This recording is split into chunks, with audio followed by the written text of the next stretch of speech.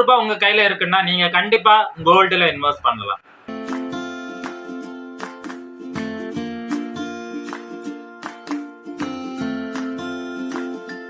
Hi friends, மீண்டும் ஒரு நல்ல கண்டென்ட்டோட உங்களை சந்திக்கிறது மகிழ்ச்சி. இன்னைக்கு நான் உங்களோட ஷேர் பண்ண போகிறது ஒரு இன்ட்ரெஸ்டிங்கான டாபிக். நமக்கு எல்லாருக்கும் ஒரு ஆசை உண்டு, கோல்டில் நிறைய இன்வெஸ்ட் பண்ணணும், நிறைய கோல்டு ஆர்னமெண்ட்ஸ் நம்மகிட்ட இருக்கணும்னு சொல்லிட்டு. நான் ஒரு வீடியோவில் உங்கள்கிட்ட ஷேர் பண்ணியிருந்தேன், ரியல் கோல்டு இன்வெஸ்ட் பண்ணுறது நமக்கு நஷ்டம்.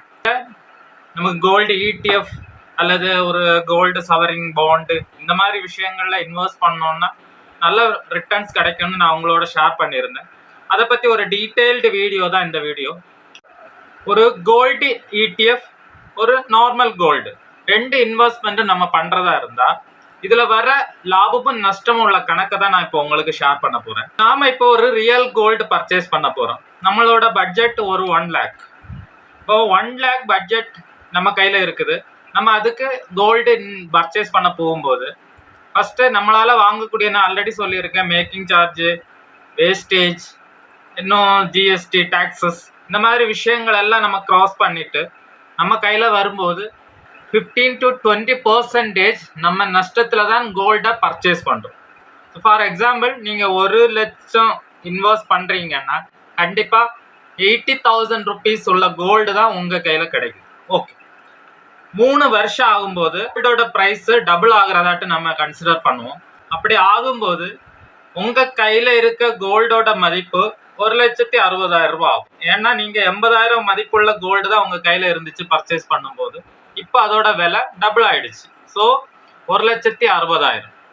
ஸோ 1,60,000 தான் அதோட மதிப்பு. நீங்கள் அந்த சமயம் அந்த கோல்டை விற்க போகிறீங்கன்னு வைங்க, கண்டிப்பாக அதுலேயே ஒரு 10% போயிடும். அப்படி இருக்கும்போது நம்ம ஒரு 10,000 ரூபாய் அதில் கழிச்சுக்கிறோம். 1,50,000 ரூபாய் உங்கள் கையில் வரும். எவ்வளவு ரூபாய் உங்களுக்கு நெட் ப்ராஃபிட்?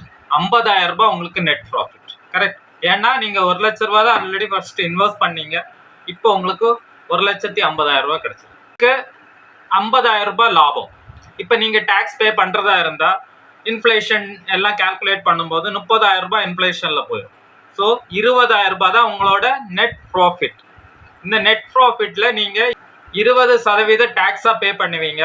அதை தான் லாங் டேர்ம் கேபிட்டல் கெயின் டேக்ஸ்ன்னு சொல்லுவாங்க, இல்லைன்னா ஷார்ட் டேர்ம் கேபிட்டல் கெயின் டேக்ஸ்ன்னு சொல்லுவாங்க. ஸோ நீங்கள் அதில் 20% பே பண்ணுறதா இருந்தால் நீங்கள் 4,000 ரூபாய் டேக்ஸ் பே பண்ண வேண்டியது. இது நீங்கள் ஒரு ரியல் கோல்டு பர்ச்சேஸ் பண்ணும்போது நடக்கிறது. ரெண்டாவது, நீங்கள் கோல்டு ETF பை பண்ணுறீங்கன்னு வச்சுக்கோங்க. 1 லட்ச ரூபாய்க்கு நீங்கள் இன்வெஸ்ட் பண்ணுறீங்க. 1 லட்ச ரூபாய்க்கு நீங்கள் இன்வெஸ்ட் பண்ணும்போது நீங்கள் 1 லட்ச ரூபாய்க்குள்ள கோல்டு ETF தான் உங்கள் கையில் வரும். ஸோ 3 வருஷம் ஆகும்போது அது டபுள் ஆகிறதாட்டு நினச்சிக்கோங்க. அப்படி டபுள் ஆகும்போது அதோட மதிப்பு 2 லட்ச ரூபா ஆகும். இப்போ 2 லட்ச ரூபாய்க்கு நீங்கள் அதை செல் பண்ணுறீங்க. இப்போ உங்களுடைய ப்ராஃபிட் 1 லட்ச ரூபா. இந்த 1 லட்ச ரூபாயில் நான் ஆல்ரெடி சொன்ன மாதிரி டேக்ஸ் பே பண்ண வேண்டியது இருக்கும். 1 லட்ச ரூபாயில் நம்ம டேக்ஸ் பே பண்ண போகிறத இன்ஃப்ளேஷன் வேல்யூ கழிச்சிட்டு கையில் 70,000 ரூபாய் ப்ராஃபிட் வரும். அந்த 70,000 ரூபாய்க்காக நீங்கள் டேக்ஸ் பண்ணும்போது 14,000 ரூபாய் டேக்ஸ் பே பண்ண வேண்டியது இருக்கும். பேலன்ஸு 56,000 ரூபாய் கிடைக்கும். ஒரு கோல்டு ETF இன்வெஸ்ட்மெண்ட்ல 56,000 ரூபாய் கிடைக்கும் போது உங்களோட ரியல் கோல்டு இன்வெஸ்ட்மெண்ட்ல கிடைச்ச ரிட்டர்ன்ஸ் எவ்வளோன்னு பார்த்தீங்கன்னா 16,000 ரூபாய் கிடைக்கும். ஸோ இதுதான் ரெண்டு இன்வெஸ்ட்மெண்ட்ல உள்ள டிஃபரன்ஸ். ஸோ நாம எப்படி கோல்டு ETFல இன்வெஸ்ட் பண்றது? கோல்டு ETFல நீங்க இன்வெஸ்ட் பண்றதா இருந்தா உங்களுக்கு கண்டிப்பா DEMAT அக்கௌண்ட் வேணும். ஸோ DEMAT அக்கௌண்டோட லிங்க், அதுல இருந்து நீங்க அக்கௌண்ட் ஓப்பன் பண்ணிக்கலாம். அக்கௌண்ட் ஓப்பனிங் சார்ஜஸ் ஃப்ரீ தான். அக்கௌண்ட் ஓப்பன் பண்றதுக்காக என்னென்ன டாக்குமெண்ட்ஸ் வேணும்னா உங்களோட ஆதார் கார்டு, பேன் கார்டு, ஒரு பாஸ்போர்ட் சைஸ் போட்டோ. ஒரு கோல்டு ETFோட விலை 50 ரூபாய் தான்.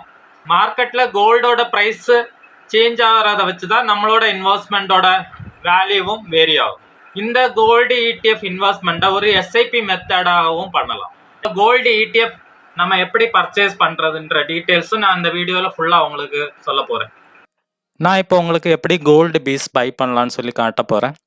ஆல்ரெடி நான் சொல்லியிருக்கேன், DEMAT அக்கௌண்ட் ஓப்பன் பண்ணுறதுக்குள்ள டாக்குமெண்ட்ஸ் என்ன, எப்படி DEMAT அக்கௌண்ட் ஓப்பன் பண்ணணும்னு டீட்டெயில்ஸ் நான் டிஸ்கிரிப்ஷனில் கொடுத்துருக்கேன், ஃபாலோ பண்ணுங்கள். DEMAT அக்கௌண்ட்டை நீங்கள் ஓப்பன் பண்ணும்போது இந்த விண்டோ தான் வரும். இது ஏஞ்சல் புரோக்கிங்கோட விண்டோ. இந்த விண்டோ வரும்போது நீங்கள் என்ன பண்ணணும்னு நான் ஸ்டெப் பை ஸ்டெப்பாக சொல்ல போகிறேன். அந்த மாதிரி ஃபாலோ பண்ணுங்கள். ஃபஸ்ட்டு இதில் வாட்ச் லிஸ்ட்டுன்னு சொல்லுவாங்க. இந்த இதில் கோல்டு பீஸ்ன்னு நீங்கள் டைப் பண்ண போகிறோம். அதனால் இதில் பை கிளிக் பண்ணுங்கள். இதை கிளிக் பண்ணும்போது ஒரு விண்டோ வரும். இந்த விண்டோ தான் நம்ம பை பண்ண போகிற விண்டோ. எத்தனை குவான்டிட்டின்னு நம்ம என்ட்ரி பண்ணால் போதும். நான் உங்களுக்கு ஒரு எக்ஸாம்பிளுக்கு 2 குவான்டிட்டி பை பண்ணி காட்ட போகிறேன். இல்லை 2 குவான்டிட்டி ரெகுலர் தான் செலக்ட் ஆகிருக்கும், டெலிவரி செலக்ட் ஆகிருக்கும். அதை எதையும் மாற்றாதீங்க. ஜஸ்ட்டு 2 குவான்டிட்டி கொடுங்க. கொடுத்துட்டு இதில் பே ஃபுல்லுன்னு ஒரு ஆப்ஷன் வரும். இது மார்க்கெட் ப்ரைஸில் தான் நம்ம வாங்க போகிறோம்.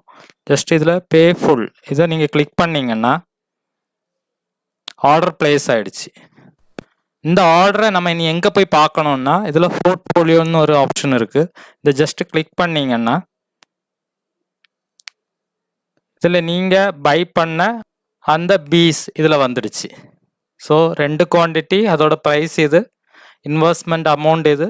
இனி ஓவரால் ப்ராஃபிட் வந்துச்சுன்னா இதில் ப்ராஃபிட் காட்டும். நமக்கு இனி எப்போ இது எக்ஸிட் பண்ணணும், சப்போஸ் இது வேண்டாம் நான் இனி செல் பண்ணணும்னு நினைக்கிறேன்னா நீங்கள் இதில் இருந்தே செல் பண்ணிக்கலாம். ஜஸ்ட்டு செல் ஆப்ஷன் கொடுத்தா போதும், ஆட்டோமேட்டிக்காட்டு அது செல் ஆகும்.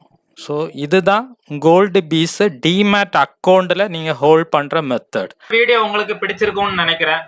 நீங்கள் நிறைய உங்களோட ரிலேஷன்ஸ் ஃப்ரெண்ட்ஸுக்கு ஷேர் பண்ணுங்கள். இந்த மாதிரி சின்ன சின்ன இன்வெஸ்ட்மெண்ட் பண்ணும்போது ஒரு வெல்த் கிரியேட்டராட்டு வருவாங்க. மீண்டும் ஒரு நல்ல கான்செப்டோடு உங்களை சந்திக்கும் வரை நன்றி, வணக்கம்.